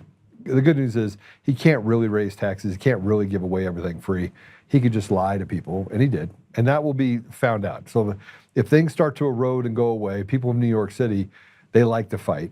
And you're gonna see a large fight ensue. I wouldn't be surprised if that's where it started. But the same can be said for these other cities. If you go to Washington, D.C., everyone on the outside's like, you can't do it, it's unconstitutional, you're a bunch of fascists. I hear it all day. I look at all these pages and I see it, and I'm going, okay, let's pick up the phone and call them. I call people over there, and I'm like, hey, mama, how are things going? Somebody that I've known for 40 years, right, lives in Ward 8. I go, how are things? I think she's 71, 72. She goes, you would not believe it if I told you. I can walk outside. For the first time in decades, I am not looking around. I am just walking. I am looking, and she said that the grass is beautiful. See, she couldn't see it before. She was outside her house after 9 o'clock at night. Just so you know, you don't go out after 9 o'clock. You don't go out after 6 o'clock. Daylight savings literally causes PTSD. Because if you're caught out after dark, if you're wearing a gold necklace, it's gone. You don't have your wallet basically sewn into the inside of your thigh, it's gone. The opportunity of getting robbed or killed in an area like that, or somebody shooting through your house, pretty high. Chicago is even worse. And yet when they said they were going to send in, so when you sit here and you talk about what all these people are saying, these truths, the reality is the people that are in the middle of it, they just want life, liberty, pursuit of happiness. So for Danielle Jersky to lose her election, I'm telling you, it's manufactured. The whole election's manufactured. There aren't 600,000 people in the last 4 years that all of a sudden showed up and said, I'm going to vote in the election because I want this Democrat that's going to raise my taxes again. And by the way, in Colorado, we had 2 tax bills. Everything across the board, every single election across the board in the state of Colorado, 65% to 35%. It's impossible. But 65% to 35%. I think they screwed up. I'm talking about cities that were largely Republican. These are that decided, I want to go with the radical left. And the left said, oh, we're going to win it. You know why we're going to win it? It's kabuki theater, guys, because they're going to say the government shut down, so they want change. They want to go back to Biden. Said no one ever. They just got done shooting Charlie Kirk, and that's disappeared completely altogether, just disappeared. And now you have half a MAGA that go after Erica Kirk. Look, I don't give a shit what you think about Erica Kirk. I don't care. Oh, she's got fake tears. She got this. She lost her husband. She's got to raise kids on her own without her husband. And if she truly wanted to get rid of Charlie, she could have just divorced him. So to come up with this shit in your brain, like, I don't care what you think about Erica Kirk. I don't care what her parents did. Look, if you judge me according to my family, you wouldn't be listening to me right now. You want to know why? I don't come from great stock. Now, it'd be interesting if I came from stock that was, CIA or associated. I don't. My grandfather was a postmaster general. Fought in World War II. True story. Faked his birth certificate. Jumped out of a plane at 16 years old. Was injured over Germany. Got multiple medals. He was the only one in my family that I think had normal. My grandmother was normal. Everyone else in my family, completely retarded at times. So what are you going to do? Say that it skipped a generation? Joe didn't get the retard gene? I don't care what people think about Erica Kirk. What I care about is the fact that Charlie Kirk was assassinated, and all of a sudden you had all these people that ran towards their faith, and then they just bang their head on the wall. You have 50 or 60 or whatever it is, new chapters that are opening every day. They can see what's happening. They don't want anything to do with the left, and all of a sudden, in record numbers, they come out for communists? Are you kidding me? This is how retarded we are. Oh, they shut down the government for 35 days, and now people had an epiphany and said, let's just elect a bunch of Democrats in red areas. Proposition 50 passes. You got people that are out there with people that don't speak English, have no idea what they're voting for. A woman goes out there and talks to her, knows Chinese. They're like, oh, yeah, xie, thank you. And yet they don't even know what they're voting for. And they don't speak English, so they're not citizens. And they can walk in. And yet the guy in New York literally said, you don't want my ID? No, we can't ask you for an ID. In the United States of America, you can walk in and say, my name is Donald Duck, and they will find you on a list, and I promise you, they will match your signature. That's what they said. How ridiculous is this?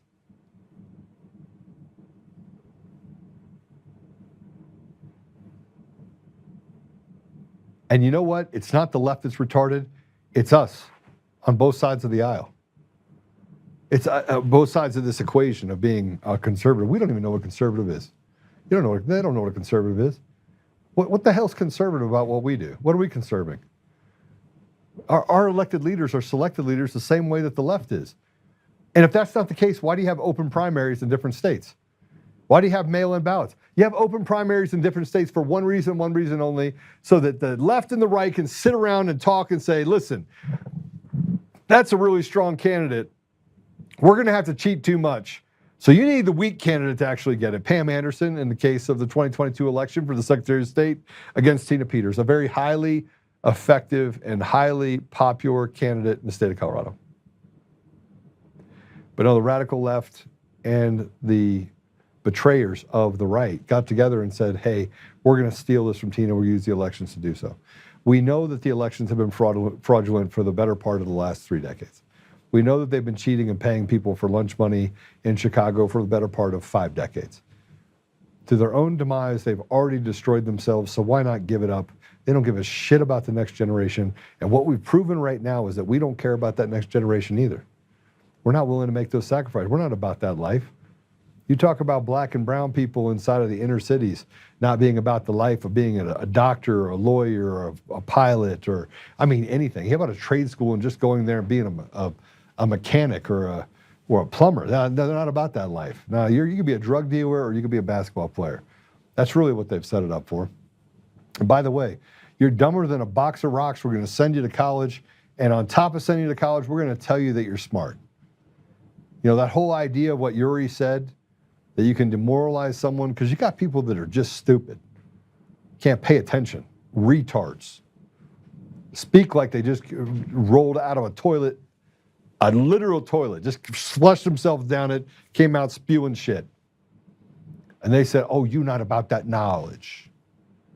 You can't even speak the English language, which they redefined that too and said, you got cap and all this other bullshit that they put out there because the English language wasn't complicated enough that we have there, and there.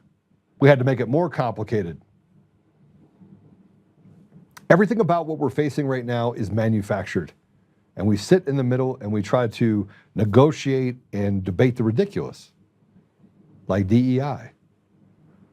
Diversity, equity, and inclusion. And it's not a mistake, by the way, that DEI is just a reformation of die, because it's meant to kill everything that it touches. But I'm going to show you something, because Thomas Massie seems to be a good guy.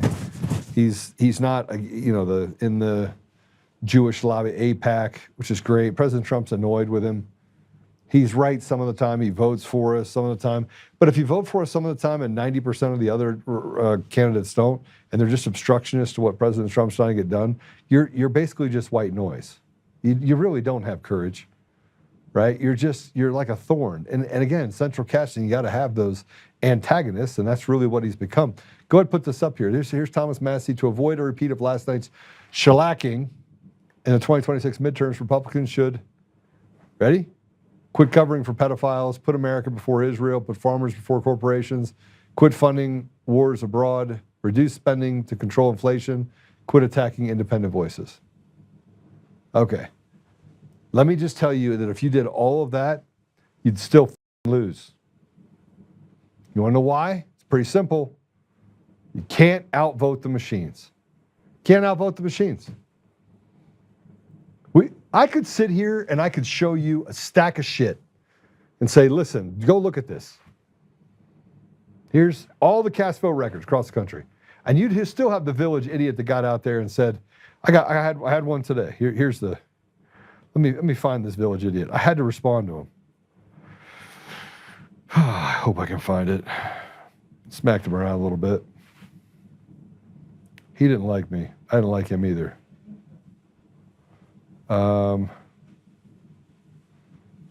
I told him to piss off.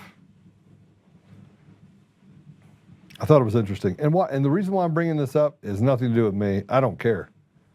Right? Oh, here it is.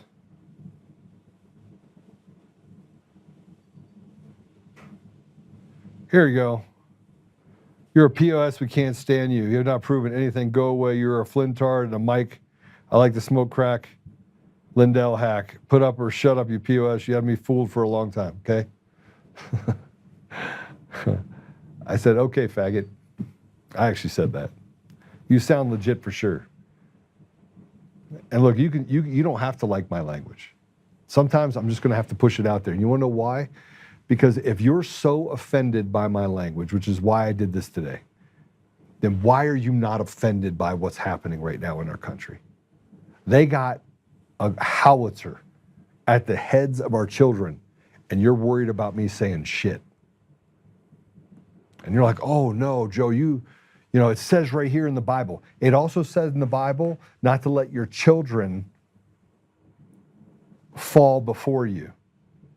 It says in the Bible that you literally don't let evil, you don't capitulate to evil. It says in the Bible that you have to act. Faith without works is dead. Also said in the Bible, hey, am I the enemy because I tell you the truth, which means you got to speak. It says in the Bible you should always stand for good. You should sell your cloak and buy a sword.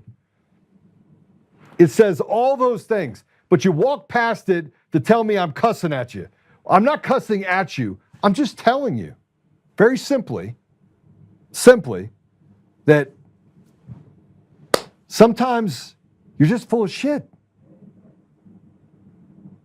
Sometimes we have to actually do something. I just asked the question to Feargus. You know why I asked him? Because I wanted to know, what are you guys doing there? Like, how are you working this problem? Like, we don't know how to work the problem here either. Our deal is let's go vote, because you know what? It doesn't take any risk. And the people that do risk, you got the CIA over here, and you got the migatards over here. You put them together, and then you got the left over here taking shots at you, and you got people like Mermaid, this little shitbag that used to book people for me, running around saying Joe doesn't have any credibility because she was paid off a little bag of shekels to take shots at me. You got that happening over here. Yeah, I don't have credibility. I built something from a coffee cup and 2 boxes I had in the back of my car 30 years ago when I left and came to Colorado. Nobody gave me anything. And I say that because, do you want your country back? No. All you have to do is say that I'm not supporting Israel, and everyone will forgive you and they will start voting for you the right way. All the voting companies, you know what they're going to do? They're going to be like, oh, we found our way. Let's go elect a bunch of Republicans. Do you know how retarded that sounds? You know it's not true. You know it's not true. It took Steve Baker outside of the FBI to actually get to the bottom of the pipe bomber in D.C. 4 years later. The FBI could track my phone. They could go to NSA, got full access to everything. They could do all these things to help us, right? Because, you know, simp. Everything's bad. We got to help. All white people are bad. You got liberals walking around that believe the garbage, the Urites. They're already demoralized and they're already trash. And so they're just trying to destroy everything around them. And you got a guy outside the FBI that can get something done that you can't get done with 30,000 people. Oh, that's right. We're going to talk about that later because they didn't want to get it right. You have people inside of the FBI, you have people inside the administration that are trying to bury the pipe bomber right now, like as we speak, knowing that they know who it is. In the current administration, that's happening. The Judases and the Brutuses, they're not talking about the elections. Do you know who's talking about elections being stolen? Normies, the Democrats, Republicans, independents, they're all saying the same thing. This is not right. This is worse than 2020. And we don't do anything about it. We walk right past it. Mr. President, you're walking past it. I saw all your posts. I was like, he's going to come out, he's going to say, this is just as fraudulent as it was there before. He's not doing it. Maybe there's 5D chess. Maybe there is. But damn it, I want to see something.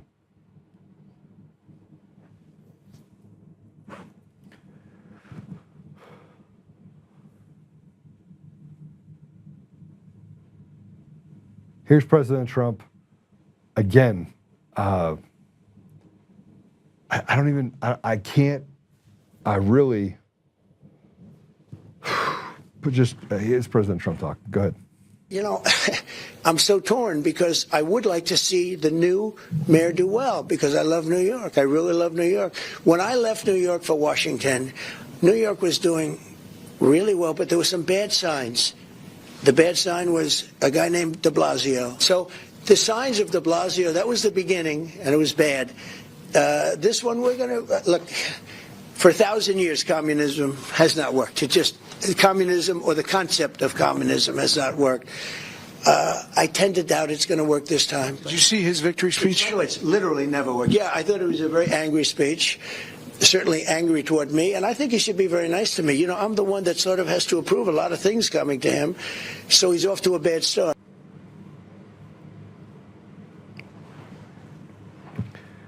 Why? They didn't just steal the election from President Trump in 2020. They stole the sovereignty of a nation from a presidency and down ballot all the way down into our communities. You know, Mike Flynn used to say, he goes, local action breeds national results. Show me. Show me. I want everybody to show me. I want the Captain Obvious clowns out there that say that they got it all figured out. I want you to show me how local action can do anything if you cannot win anything because the elections are fixed. We had school boards in the city and county of Douglas County, Colorado. Bright red. I'm talking bright red. You have a clown group of a bunch of retards, 5%. But a vast majority of Douglas County is bright red. Bright red. And a radical school board gets put in place that is now going to teach our kids radically in those environments. And on top of that, taxes, 2 tax hikes, massive tax hikes in the state of Colorado all passed. You didn't just disenfranchise a group of people, you disenfranchised the entire state and you captured them as slaves, saying, give me more slave. That actually happened. Let's look at the numbers and what the numbers are saying on election day. Let's put up C3. White New Yorkers were the only racial group that supported Cuomo over Mamdani in the mayoral race. 45% supported Mamdani, 46% Cuomo. Black, 57% supported Mamdani, 38% Cuomo. 52% supported Mamdani, 39% supported Cuomo. 62% of Asians supported Mamdani, 32% supported Cuomo. 51% of all others, 39% supported Cuomo. Let me just tell you why I know that to not be true. Because I picked up the phone and I called people and I was like, listen, just do me a favor and go just ask 10 people, ask 20 people, different races, who they voted for. I couldn't get one person that voted for Mamdani. Not one person. Not one person. And look, I only called 10 people. They all live in different areas, some affluent, some not so affluent. I was like, just do me a favor. Just go ask 10 people on the street who they voted for. Not one person. Not one person voted for Mamdani. And here's the age by gender breakdown of the mayoral race. Put that up.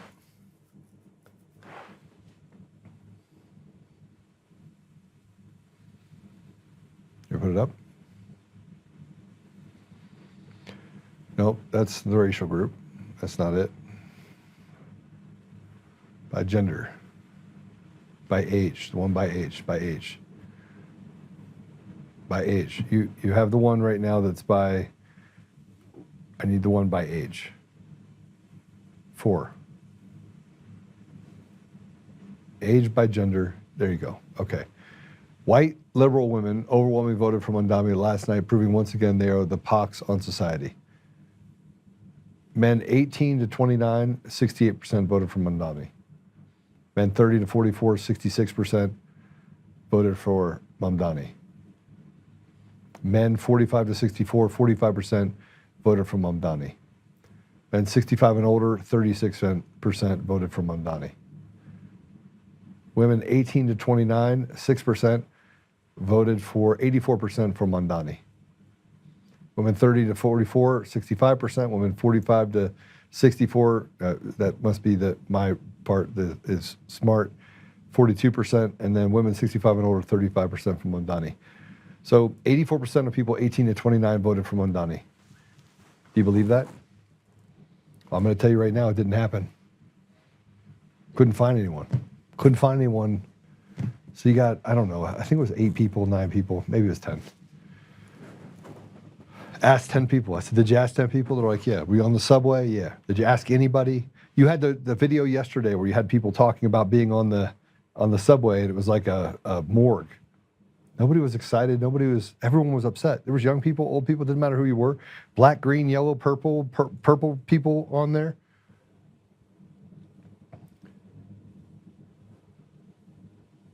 Here's Queens. New York has a population of 2.4 million people. 48% are foreign-born with over 160 languages spoken. And let's look at this Fox News deal that goes over the data. On Queens, I think Queens is so interesting, Sean. You look at this, just for our viewers at home. Like, no matter where you're watching in America tonight, just stop and think about this for a moment. This is one of 5 boroughs, okay, in Queens. It's not even the most populated. In this particular borough, maybe you fly in the JFK, maybe you fly in the LaGuardia, population 2.4 million. Foreign-born, 48%. Languages spoken, in Queens alone, 160 different languages. When you study New York City, you're studying a country. Sean, you can literally cross the street and you find people with different ethnicity, different religion. They come from different parts of the world, and they certainly vote in very different ways. And you do not have to go far in that neighborhood or on that street to find that. I'm just saying, very interesting to study New York. For the past 2 months, really. Queens has got a third of the vote counted, a dead even 33%. Mamdani at 9.7-point advantage over Cuomo, and Curtis Sliwa comes up to 11 points. So Sliwa's in double digits here. Well, I tell you this, for you viewers at home to go ahead and follow this, watch Sliwa's number. If he's in double digits, that's bad news for Andrew Cuomo. If he's down into single digits, that would improve the chances of Andrew Cuomo. 48% foreign-born. Let me just tell you of that 48% foreign-born that they said voted for Mamdani. Many of those people, it's not 160 languages, by the way, he just made that up. Many of the people there come from communist countries, come from countries of oppression that came from Iran, came from countries that oppressed them, that came to the United States to get an opportunity, right? They're hustlers. The people that live in New York City, they hustle. People in the Midwest, they don't know how to work unless they're farmers. Actually, on the Eastern Plain, you have but there's a lot of people here that don't know how to really work. I mean, in New York, it is a hustle. You are hustling all day long to make a living because it's expensive. But they came from communism. They wouldn't vote for communism. They'd rather have what they know, which is Cuomo. See, people there, they're comfortable with what they know. That's why they can put a guy in like, let's talk about President al-Bashir of Sudan. Guy was in power for over 30 years. The reason why he was in power, the devil you know is better than the devil you don't know. These people knew Cuomo. He was the governor. They're like, man, he's a Democrat. He's at least a Democrat we've known before. Like, shit didn't get, it was pretty stable, at least a little bit. You think that those people just went, oh, you know what? That guy's communist. There was a guy that literally was from Iran that said, listen, they tried this in Iran. They came in and destroyed it. They're trying to fight their way back. No way in hell people in that country or in that city, that borough that came from communist nations voted for it. But that's not what the election says. We know for a fact that the elections were stolen. I don't know how in the world we do not have national security interests that are out there, ODNI, HSI, any of these organizations. I don't know how any of them, how DNI, HSI, DHS, any of it, isn't literally at the bottom of this, confiscating every one of the machines and saying, no, we're going to get to the bottom of it. And you would say, well, Joe, they can't do it. It's a state election. No, state elections influence federal, people. And if you steal the state elections, what do you think is going to happen in the midterm? A lot of bad stuff. Here's the guy. Here, watch this guy. This is Welcome to New Yorkistan. Go ahead and play it. The new mayor of New York City is a Muslim socialist. Welcome to New York's sun. But for real, why are y'all so mad? Calm down. Let them experience it. They have to go through this. Iran went through the same bullshit. Zohran Mamdani is Khomeini point two. Literally. Khomeini fed the same bullshit, same lies, same agendas, straight from the Islamic jihadist playbook, word by word, to the people of Iran. People fell for it. Free shit, free this, free that, free food, free electricity, free bus rides, justice for the oppressed. You know how it ended? People do regret it. He destroyed the country, destroyed the economy, destroyed the culture. People died. And people of Iran are fighting against it to this day. 2.7 million people dead. And same thing happened to the Soviet Union. Apparently, some people never read history. They never learned from it. They still fall for the same socialist, communistic bullshit, free shit. Who gonna pay for it? Welcome to New York sun. Let them experience it. Don't be mad.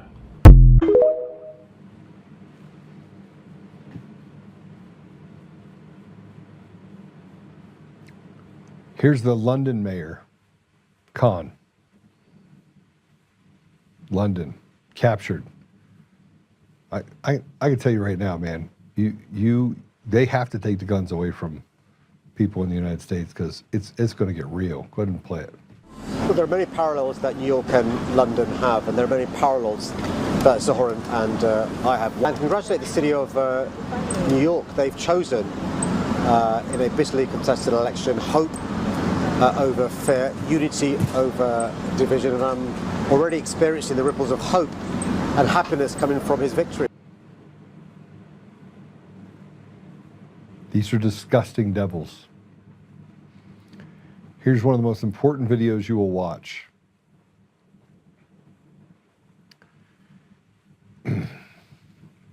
Play cut 8.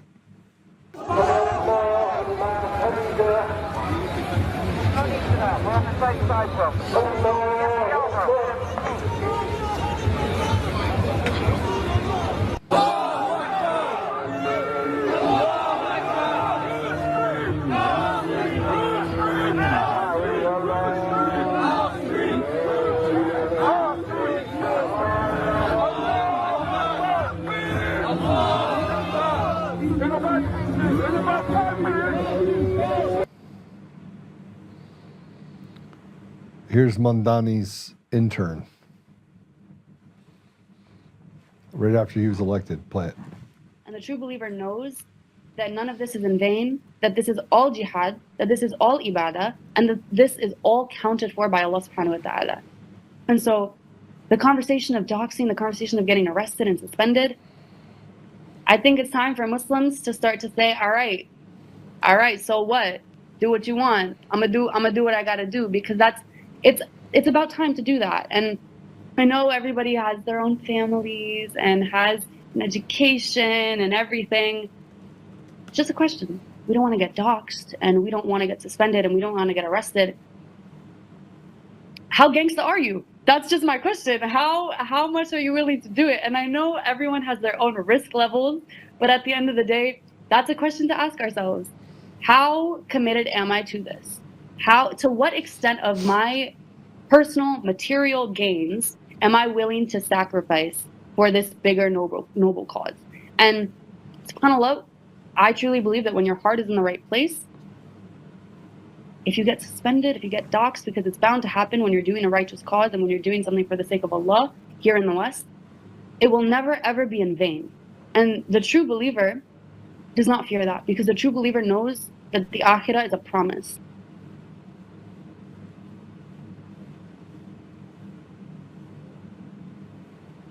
You can't live in harmony when people don't want to live in harmony. It's pretty bad. And here is what liberals are doing on Wednesday, dancing around the streets. This is interesting. These are one of the few people that voted for Mamdani, obviously. Go.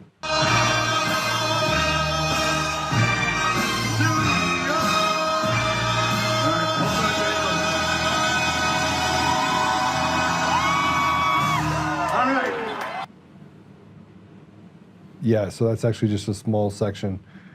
Most people were not dancing in the street, but we've got a lot of work to do. We got a lot of work to do.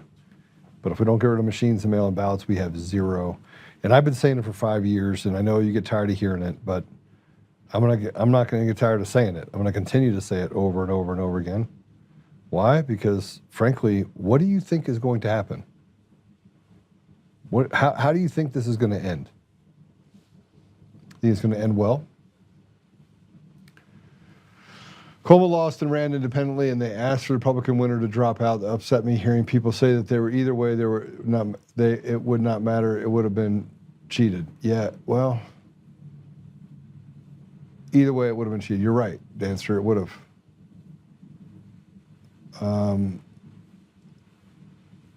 The Holy Spirit is inside Joe. Why doesn't God get that same or more respect? Go up a little bit. Let me see who said that. What's that?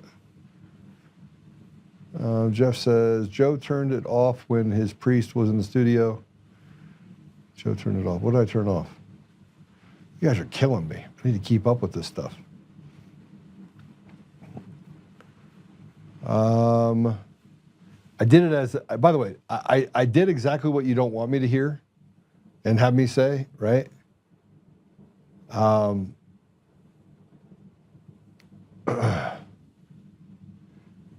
Yeah, so listen, when I put it out on the audio version, can you guys confirm you take out all the cuss words?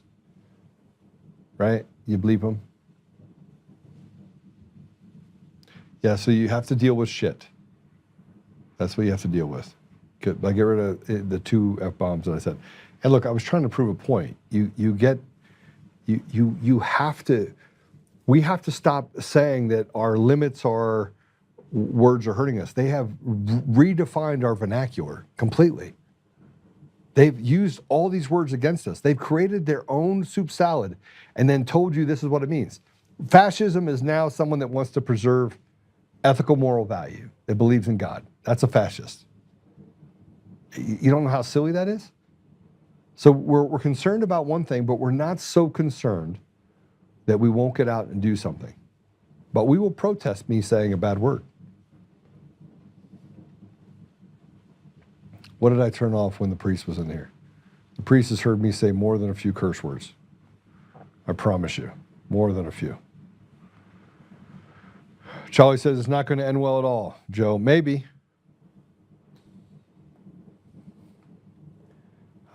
Listen, we can't fight with each other, but we can fight with each other. We should be able to have a little friction. I forgive you occasionally. Colorful language, Joe. Thank you. Thank you. Listen, I'm not going to be right all the time. I'm going to be right 99% of the time.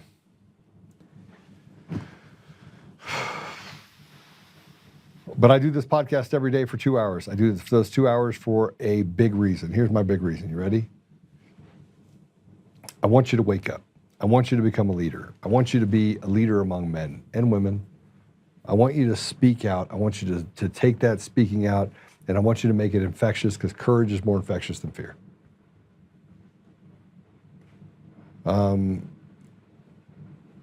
If you do, if you, YO Grammy, I agree with you, Jeff. I don't share it because my family and friends would think I agree with all of it, including language. Yeah, well, go to shop. What is it called? Where do you get it? Where it's on the video format as well? Spotify? Spotify, you clean it up in the video too, put it out there? All right, and do we put it out there for the reruns? Do we clean it up there?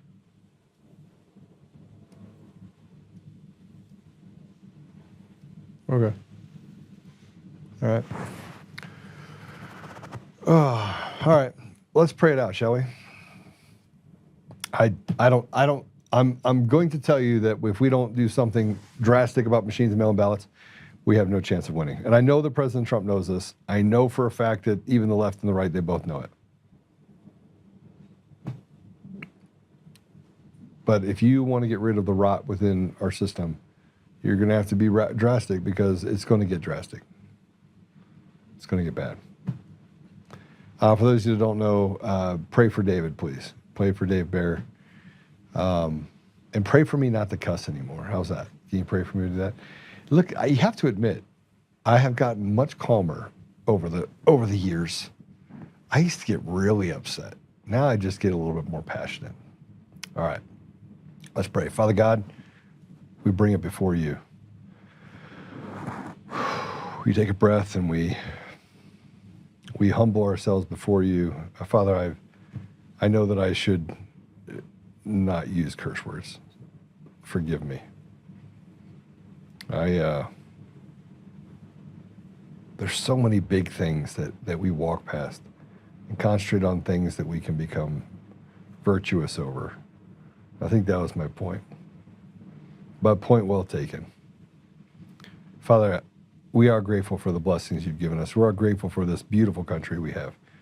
We're grateful for those leaders that do stand up. And we're grateful for the ability to have a voice and to have courage and to be able to be examples to our children, grandchildren, generations we'll never know. What became starkly obvious, Father, is the fact that Charlie Kirk was murdered. He was murdered less than 2 months ago. And yet, here we are. We're sitting here having a conversation.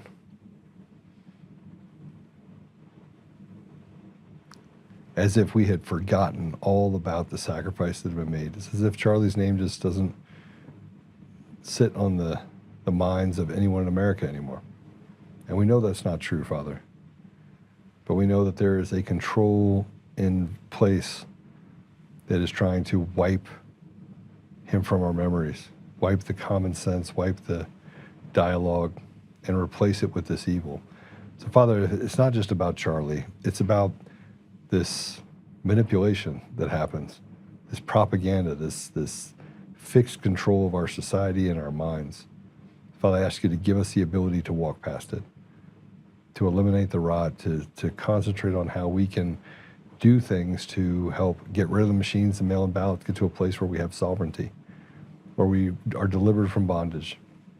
Help us, Father, to be a part of the process as you would have us, and help us that we may lift that burden off our shoulders and just to look at this as another challenge, another trial that we have to overcome. Father, I ask you to bless our children, that they may be protected from these demons, these groomers, these really evil people, and that we may every day wake up with the ability and the desire and the actions to protect them. Father, I ask you again to heal David Bear. I know I don't have I know it's not my decision, but he is such a good man. And you got plenty of good men up there. You got Charlie up there. We just really like to keep Dave. We know that it's your will, Father, but I just ask that you heal him. Supernaturally heal Dave Bear. Help us, Father, we may follow the lead that you give us and the promptings that you put in our heart. I say these things in Jesus' name. Amen. All right. Oh, all right, I'll see you guys later. I pray Joe gets less passionate. No, you don't, Mod Trend. That is not true. Said no one ever. Frosty, Charlie Kirk was assassinated on 9/10, day before 9/11. And now we have a Muslim elected in New York where Muslims took down the World Trade Center. Think about that. Now, he didn't say think about that, but I can see it. Susan Rice, good to see you. Good Susan. I'm asking you guys to all pray for Dave. I add a little humor in there that the Lord already has Charlie Kirk. He can leave us David. I pray that's true. So, all right.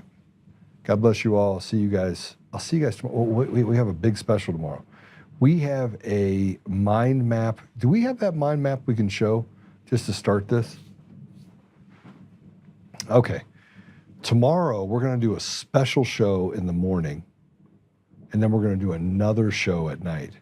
The show in the morning is about a research project of everything that had to do with Dominion, where it traces back to some of the information. And I have an expert that'll be on here that's going through these things. It's going to be fantastic. All right. It's going to be awesome. All right. God bless you all. See you soon.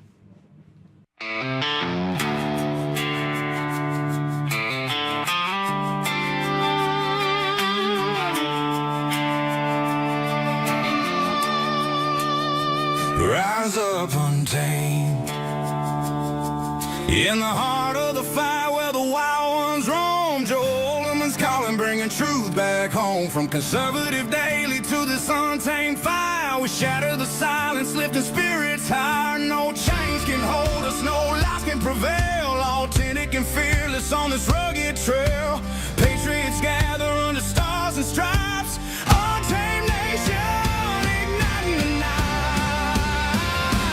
Untamed nation, let the truth roll out in this land of the free. Standing proud from sea to shining sea, we won't back down. Catch the fire, wear the crown. Untamed nation, it's our battle song, motivating hearts where the brave belong. Yeah, untamed and wild, forever strong. Play it again all night long.